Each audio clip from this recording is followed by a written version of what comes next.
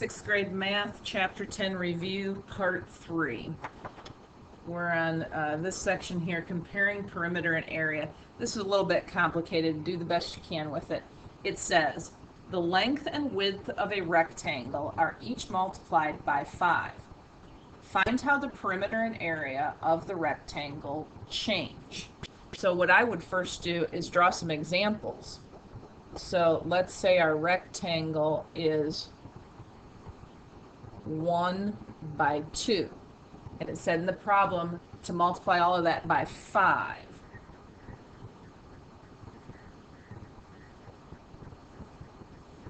So that would mean 1 times 5 is 5, and 2 times 5 is 10. So we're supposed to compare the perimeter and the area.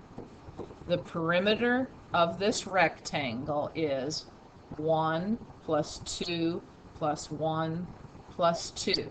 That makes 6. I'm not going to worry about the units. That makes 6. The perimeter of this bigger rectangle is 5 plus 10 plus 5 plus 10. That makes 30. So what happened to the perimeter? We went from 6 to 30 when we multiplied our dimensions by 5. Well, what happened to the 6? It also was multiplied by 5. So the perimeter was multiplied by 5. Who knew? Okay, so we have dealt with the perimeter. So I'm just going to get it out of our way here. And you need to consider what happens to the area when we multiply by 5. Well, the area of this little guy right here is 1 times 2, which equals 2 for the area. This one here is 5 times 10, which equals 50.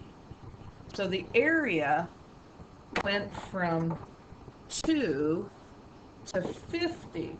The perimeter was simply multiplied by 5, but the area was certainly multiplied by more than that. 2 times something equals 50. What is that something? Well, it's 25. The area was multiplied by 25.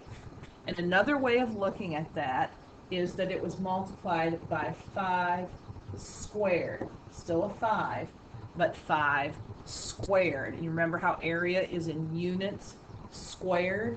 So when you increase the perimeter, when you increase the dimensions by 4, then the perimeter increases by a multiple of 4, by a factor of 4. When you, but the area will increase, you have to multiply it by 16, which is 4 squared.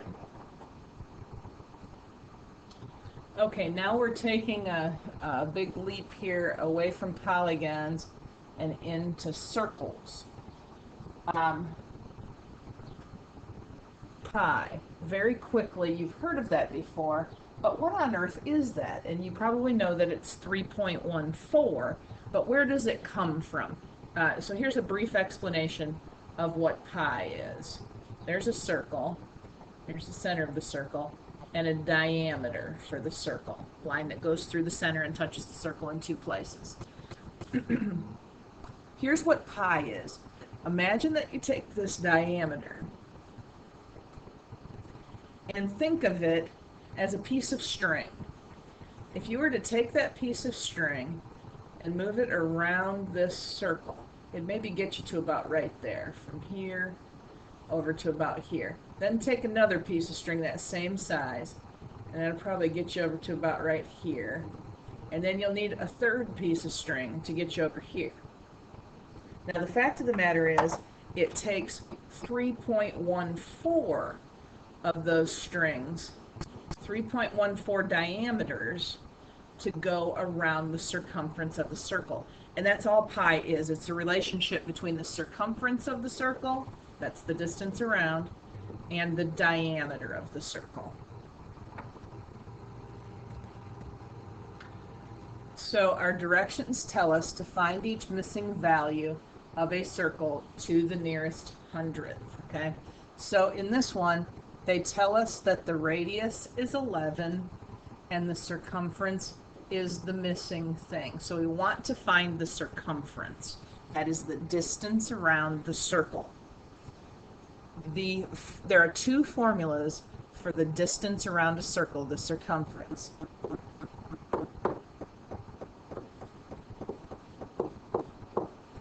One of them is circumference equals 2 pi r. And I'm choosing that formula right now because they gave us r and it has an r in it. 2 pi r. So then we plug in what we know. We don't know circumference, that's what we're trying to find. We bring down the 2. For pi, we're going to use 3.14.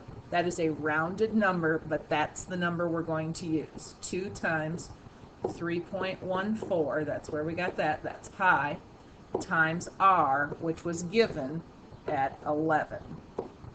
So you put that in your calculator, 2 times 3.14 times 11.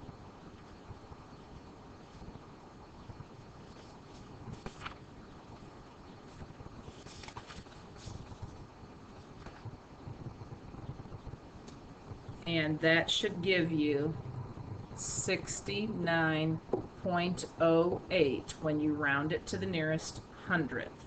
Circumference is simply the distance around a circle, so that's just in regular old units. They gave us inches, so we'll keep inches. The circumference equals 69.08 inches. In number 12, they are again asking us for circumference. That is the unknown thing. So I need a circumference formula. But this time they gave me d, which is the diameter, not r, which is the radius. Radius is halfway across the circle. Diameter is all the way across the circle. So I'm going to use a different formula because they gave me d.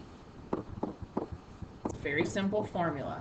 Circumference equals pi d. And that's pretty much what I told you with this drawing about the circle, that it takes 3.14 of those to get all the way around the circle.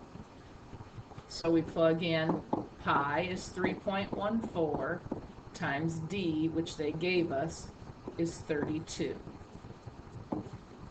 Put 3.14 times 32 into your calculator, round it to the nearest hundredth, and you'll get 100.48, and we'll keep meters, and it's just a distance, so there's no squaring it.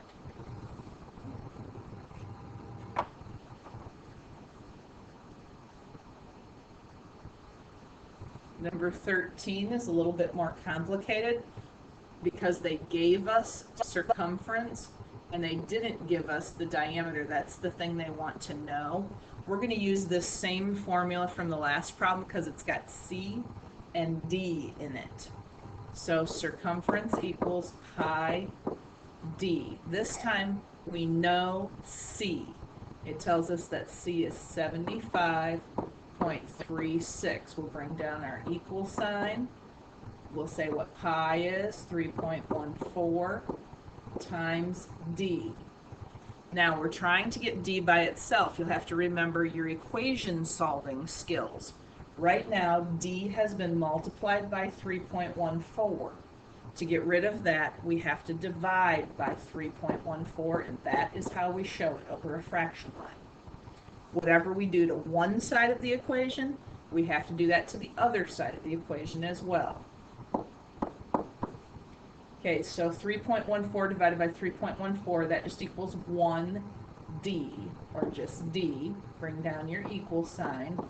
And then you have to do this problem right here. You put in your calculator 75.36 divided by 3.14. And that should give you 24 feet.